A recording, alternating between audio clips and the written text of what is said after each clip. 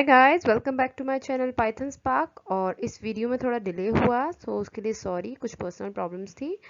But आगे हम continue करने वाले हैं। ऑलरेडी मैं 3 पार्ट्स अपलोड कर चुकी हूँ, ठीक है। और ये 4th पार्ट है। ये पूरा सिलेबस है हमारे सामने सीबीएसई से जो आया हुआ है 2020 के स्टूडेंट्स के लिए। क्लास 11th का सिलेबस है और क्लास 12th का सिलेबस है। क्लास 11th सीएस में एसक्यूएल नहीं है, इसीलिए 12th सीएस में ही 11th का सिलेबस भी पढ़ना पड़ता है, ठीक है। और क्लास 11th में एसक्यूएल है तो उनके लिए 11th में है और 12th वालों को दोनों पढ़ना है, ठीक है। तो ऑलरेडी मैं क्लास 11th का पूरा सिलेबस कवर कर चुकी हूँ, जैसा कि आप देख रहे हो रेड कलर में। मैंने सिलेबस में क्या चेंजेस हुए हैं इस पर भी वीडियो अपलोड कर रखा है, मैं लिंक डिस्क्रिप्शन में दे दूंगी, आप देख लेना, ठीक है। नेक्स्ट चीज़ कि जो भी ये रेड कंटेंट है ये ऑलरेडी मैं पहले के 3 वीडियोस में कवर कर चुकी हूँ। जो ग्रीन पार्ट है ये हम इस वीडियो में कवर करने वाले हैं और जो ब्लैक पार्ट है वो हम नेक्स्ट वीडियो में कवर करेंगे। I hope it's fine. So let's get started.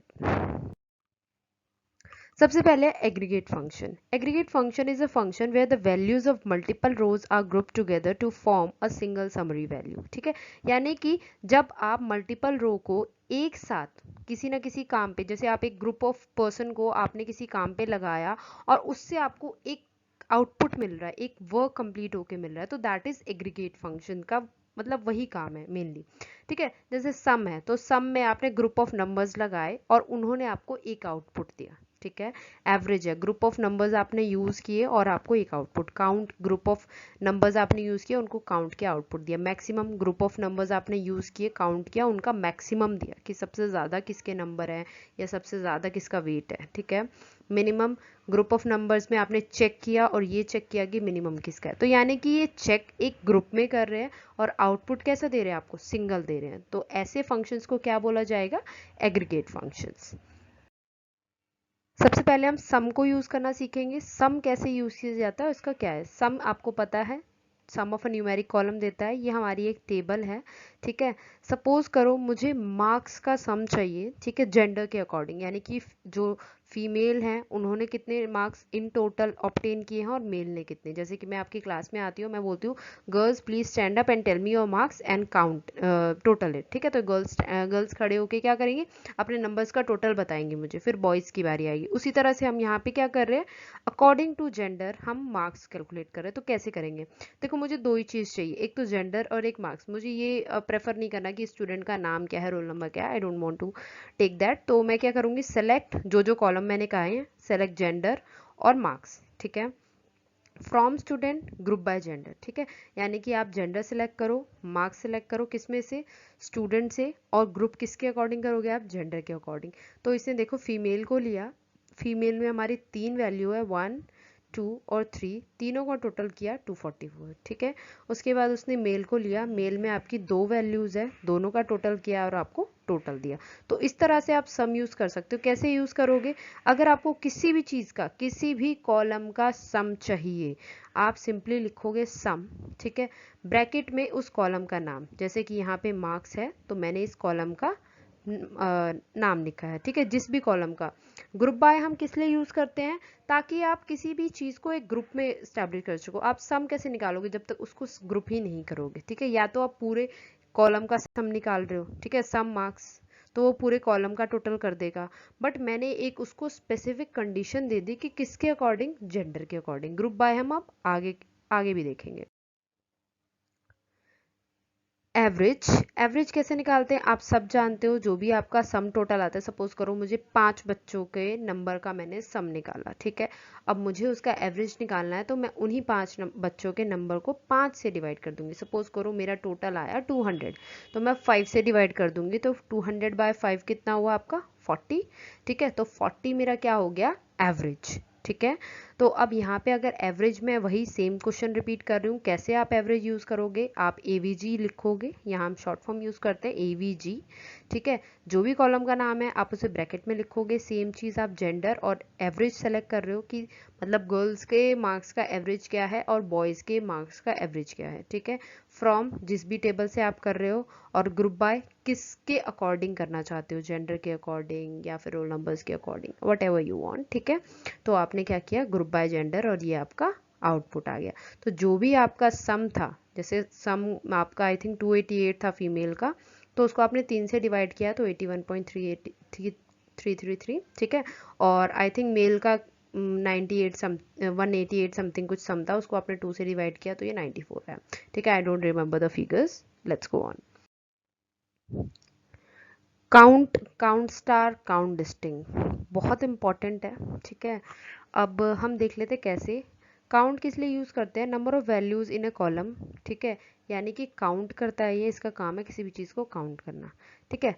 Select, count, distinct name from student. अब डिस्टिंग का मतलब ये है कि रिपीटेड चीज़ों को हटा देना, ठीक है। सपोज करो मैं आपकी क्लास में नाम पूछने आती हूँ आपकी क्लास में कि what are the different names, तो आप क्या करोगे? अगर कोई क्लास में 2 राहुल हैं तो आप सिर्फ एक ही राहुल का नाम लोगे, क्योंकि मैं डिफरेंट नेम्स की बात कर रही हूँ। तो दोनों राहुल का नाम कैसा हो जाएगा? सिमिलर हो जाएगा। तो डिस्टिंक्ट हम डिफरेंट के लिए ही डिनोट करते हैं, ठीक है। सपोज करो अब हम यहाँ पे देखते हैं, ये हमारी टेबल है, एक रजनी है, दीप है, अक्षय है, प्रीति है। अब मैंने उसको बोला काउंट डिस्टिंक्ट, तो मेरा कहने का साफ मतलब ये है कि डिस्टिंक्ट यानी कि डिफरेंट चीज़ें काउंट करो। तो रजनी 1, दीप 2, दीप अगेन आ गया तो हम इसको इग्नोर कर देंगे, ठीक है। अक्षय 3 एंड प्रीति 4, तो मेरा आउटपुट कैसा है? 4। सपोज करो मैं यहाँ पे नेम की जगह जेंडर लिखती, ठीक है।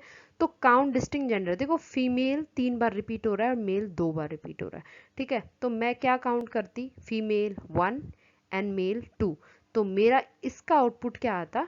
2। तो काउंट डिस्टिंक्ट का मतलब है कि डिफरेंट चीज़ है। अगर मैं रोल नंबर काउंट करती तो मेरे रोल नंबर की सारी वैल्यूज डिफरेंट है, तो इसका काउंट डिस्टिंक्ट क्या आता? 5, ठीक है। अगर मैं मार्क्स की बात करूं तो मार्क्स में भी सारे नंबर डिफरेंट है, कोई भी डुप्लीकेट नहीं है, कोई भी रिपीटेड नहीं है, तो इसका काउंट डिस्टिंक्ट वैल्यू कितनी आएगी? 5, ठीक है। काउंट स्टार या काउंट एस्ट्रिक्स, ठीक है, या काउंट किसी भी कॉलम को, ठीक है। अगर आप डिस्टिंक्ट नहीं लगाते हो और कोई भी कॉलम को काउंट कर रहे हो, उसकी वैल्यूज को काउंट कर रहे हो, तो सिंपली वो सबको काउंट करके दे देगा, ठीक है। सपोज करो आप इसको काउंट नेम कर रहे हो बट आपने डिस्टिंक्ट यूज नहीं किया, मतलब आपको डिफरेंट नेम नहीं चाहिए, आपको नेम काउंट करना है, यानी कि नेम के कॉलम में जितनी वैल्यू है सबको काउंट कर दो। तो उसको 5 वैल्यू मिली, उसने आपको 5 आउटपुट दे दिया, ठीक है। काउंट स्टार यानी कि जो है सब काउंट कर लो, ठीक है। स्टार का मतलब है वो इसको भी काउंट कर सकते हैं, बट अगर आपको किसी स्पेसिफिक कॉलम को काउंट करना है तो आप स्पेसिफिक कॉलम भी लिख सकते हो। अगर आप कॉलम ना लिख के एस्ट्रिक्स लगाओगे तो भी वो सबका टोटल आपको निकाल के देगा, और ऑटोमेटिकली एस्ट्रिक्स में वो आपका जो भी आपकी प्राइमरी की होती है उसको काउंट करता है। Fine. Max function, it returns the maximum of a numeric column, यानी कि जो भी आपका न्यूमेरिक कॉलम है उसमें जो मैक्सिमम नंबर होगा उसको रिटर्न करेगा, ठीक है। एग्जाम्पल देख लेते हैं। सेलेक्ट मैक्स, किसका मैक्स चाहिए आपको? मार्क्स एक कॉलम है, उसमें कौन सी मैक्सिमम वैल्यू है, अगर आपको वो चाहिए तो आप सिर्फ मैक्स लिखोगे, उसके ब्रैकेट्स में आपको जिस भी कॉलम का मैक्सिमम वैल्यू चाहिए आप वो लिखोगे, और जिस भी टेबल से वो बिलोंग करता है वो लिखोगे। तो select max marks from student, तो वो क्या रिटर्न करेगा आपको? Maximum marks, that is 98।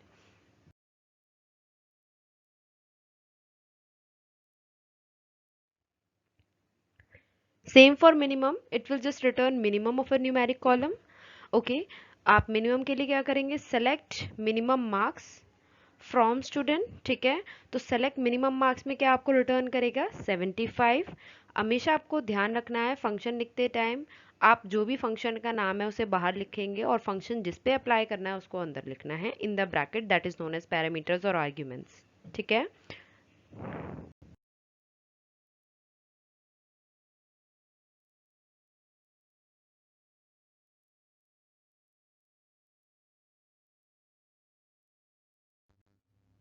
Order by, the order by keyword is use to sort result set in ascending और डिसेंडिंग ऑर्डर, यानी कि ये किसमें? आपके असेंडिंग या डिसेंडिंग ऑर्डर में आपके जो भी कीवर्ड कॉलम्स का डेटा आएगा उनको सेट करता है। Fine. The order by keyword shorts the records in ascending order by default, अगर आप बाय डिफॉल्ट करना चाहते हो तो वो असेंडिंग में करता है, ठीक है, without any extra keyword. But अगर आप डिसेंडिंग में करना चाहते हो तो आपको एक कीवर्ड ऐड करना पड़ेगा, दैट इज DESC। फाइन। ये आपकी टेबल है, इसमें मैंने रोल नंबर आपके जम्बल्ड ले रखे हैं, ठीक है, ताकि आप इन्हें असेंबल करके देख सको। तो order by roll number, select star from student, order by roll number. ठीक है, स्टार का मतलब है सेलेक्ट करो, यानी कि डेटा सेलेक्ट करो। ठीक है, डेटा पिक करो। स्टार का मतलब है स्टार या एस्ट्रिक्स। स्टार का मतलब है कि आपको जितना डेटा टेबल में अवेलेबल है वो सारा पिकअप करना है। ठीक है, फ्रॉम कहाँ से, टेबल का नाम है स्टूडेंट। ऑर्डर बाय, किसके अकॉर्डिंग ऑर्डर बाय करना है आपको, रोल नंबर्स के अकॉर्डिंग। तो आपके रोल नंबर के अकॉर्डिंग बाय डिफॉल्ट कैसे होगा, असेंडिंग। असेंडिंग का मतलब होता है छोटे से बड़ा, तो आप देख सकते हो रोल नंबर कैसे है, इंक्रीजिंग ऑर्डर में। ओके, अब ऑर्डर बाय नेम। ठीक है, अगर आपको अल्फाबेटिकल वाइज भी करना है ऑर्डर तो कैसे कर सकते हैं ये देखते हैं। सेलेक्ट रोल नंबर नेम, यानी कि मैं स्पेसिफिकली मैंने 2 कॉलम्स के नाम बता दिए, that is roll number and name, वही मुझे उन्हीं का डेटा चाहिए। ठीक है, फ्रॉम स्टूडेंट, स्टूडेंट से। ठीक है, स्टूडेंट नाम की टेबल है वहां से। Order by name, DESC। ठीक है, यानी कि ऑर्डर बाय नेम, लेकिन मुझे कैसे चाहिए, DESC, यानी कि बड़े से छोटा।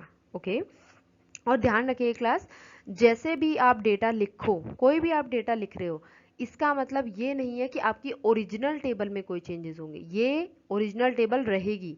ये जो आप क्रिएट कर रहे हो, ये आप व्यू क्रिएट कर रहे हो सिर्फ अपने अकॉर्डिंग। इसका कोई भी चेंज ओरिजिनल टेबल में नहीं हो रहा।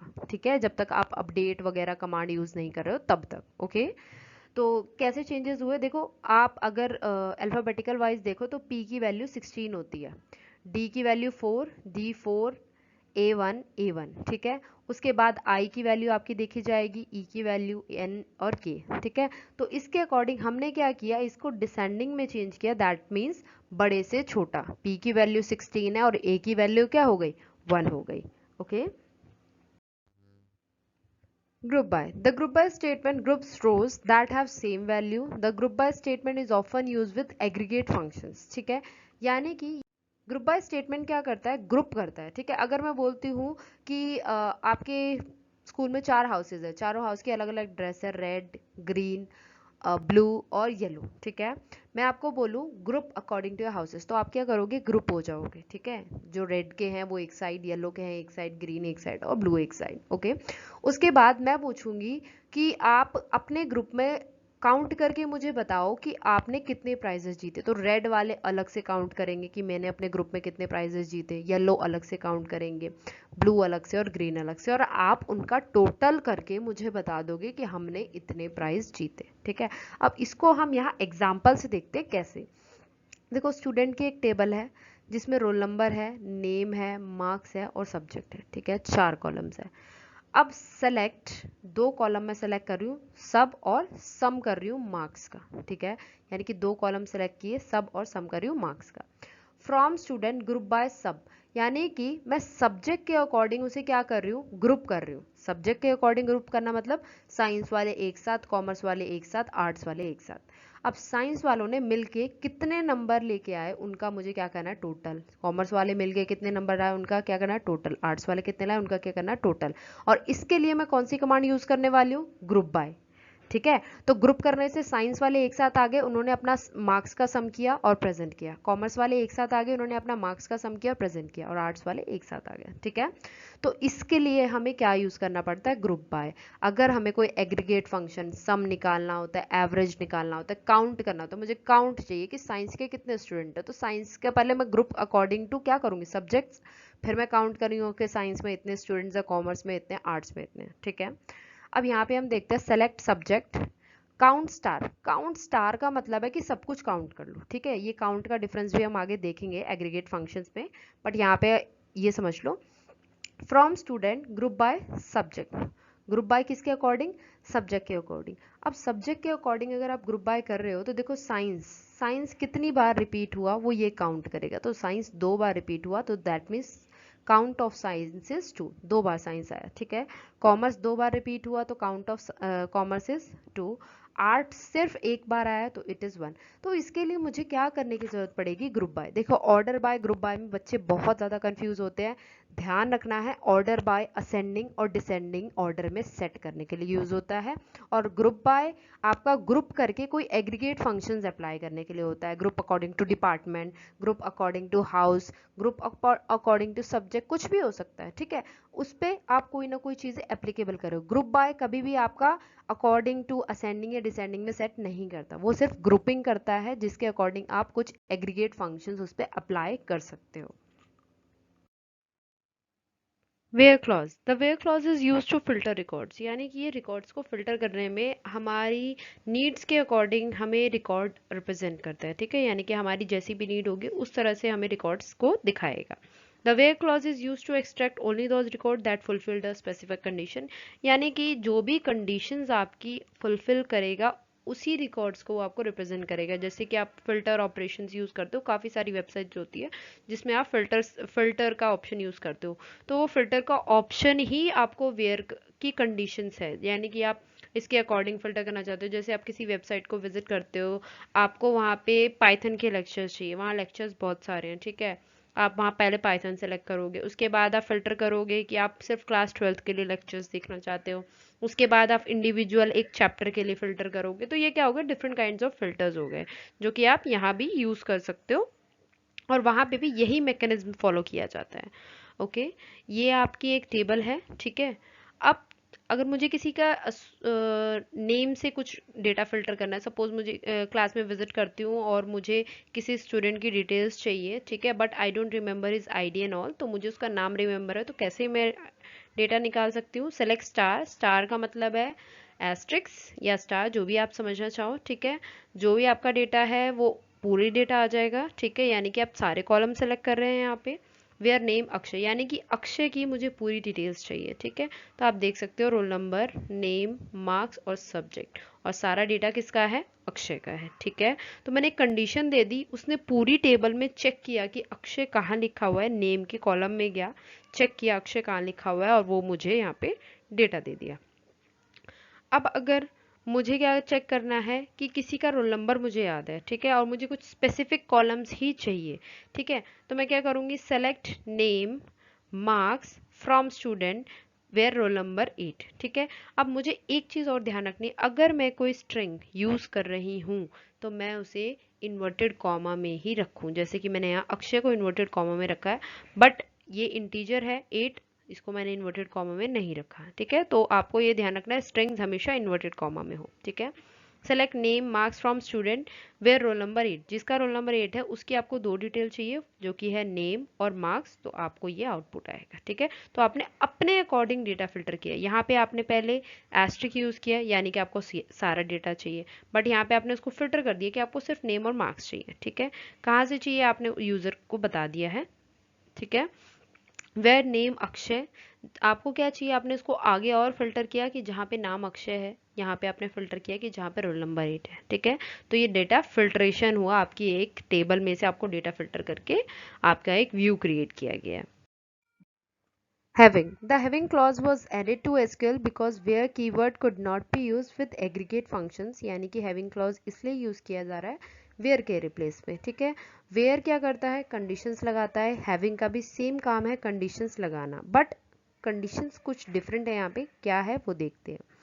देखो, स्टूडेंट आपने एक टेबल ली, उसके बाद आप ये चेक कर रहे हो, आपको ये देखना है कि काउंट जो है किसका 2 से कम है, उनका डेटा चाहिए आपको, ठीक है। यानी कि जो सब्जेक्ट 2 से कम स्टूडेंट्स ने ऑप्ट किया है उसका आपको डेटा चाहिए।